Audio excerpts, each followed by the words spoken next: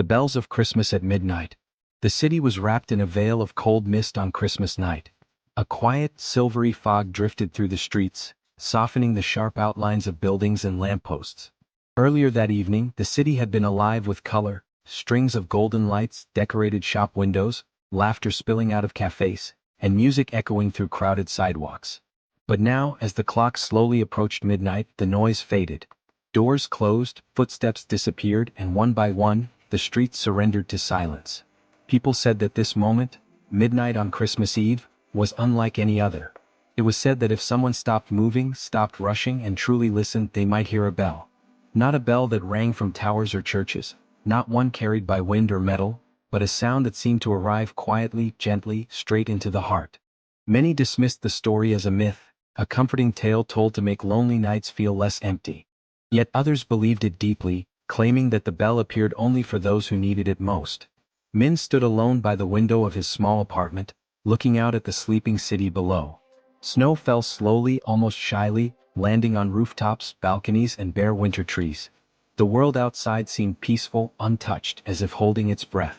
Inside, however, Min felt anything but calm. This was his third Christmas away from home.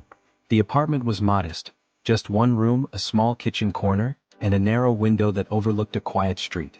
A tiny artificial Christmas tree stood near the wall, its lights blinking softly.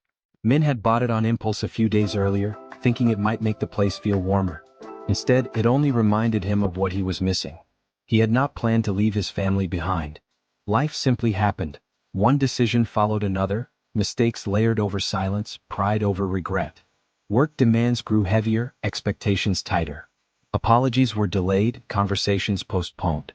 Somewhere along the way, distance replaced closeness, and going home became something Min kept telling himself he would do one day. He often told himself he was fine. He had a job, independence, and a future he was building step by step.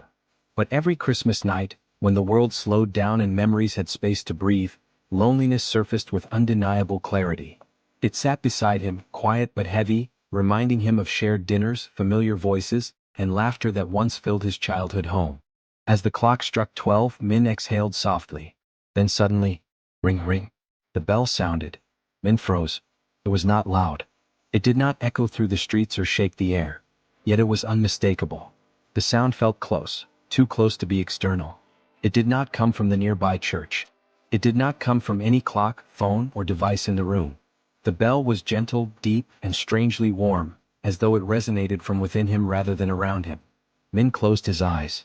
In that quiet moment, a forgotten wish rose to the surface of his heart, one he had buried beneath responsibilities, excuses, and fear. I wish I had the courage to go back, he thought.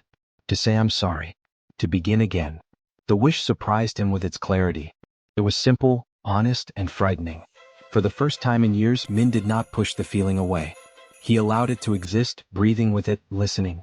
At that same moment, across the city, the bell rang for others too. In an old apartment building several blocks away, an elderly woman sat alone at a small wooden table. A single candle flickered beside her plate of untouched food. Christmas decorations from years ago hung quietly on the walls, their colors faded with time. When the bell sounded, her hands paused mid-motion. Her thoughts drifted to her son, a grown man now with a family of his own. Years had passed since they last spoke. One argument, fueled by stubbornness and hurt, had grown into silence that felt impossible to break. As the bell echoed softly in her chest, tears welled in her eyes, carrying with them a longing she had never stopped feeling. On a street corner near the city center, a little girl stood beside a basket of flowers. Her gloves were too thin for the cold, and her breath formed small clouds in the air. She watched families pass by, their hands full of gifts, their faces glowing with warmth.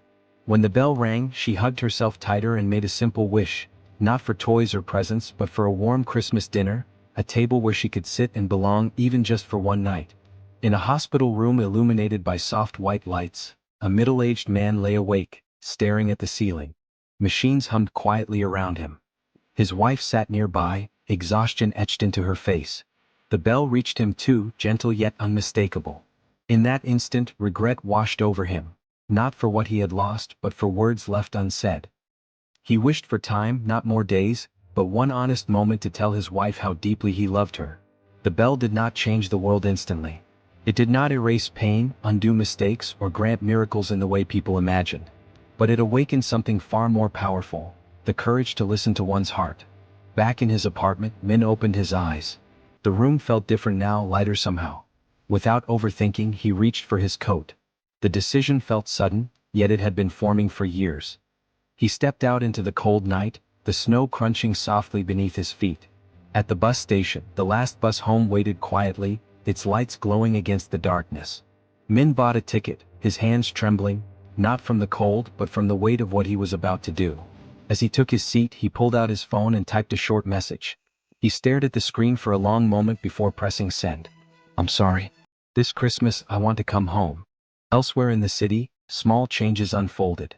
The little girl with the flowers was approached by a stranger who stopped, smiled, and offered her a warm meal from a nearby café. She hesitated, then accepted, her eyes shining brighter than any Christmas lights. The elderly woman's phone rang. Her hands shook as she answered, recognizing the voice on the other end instantly. No long speeches followed, just a quiet, "I miss you," that bridged years of silence. In the hospital room, the man reached for his wife's hand. His voice was weak, but his words were clear. For the first time in years, he spoke the love he had always assumed she knew. When morning arrived, the city looked the same as always.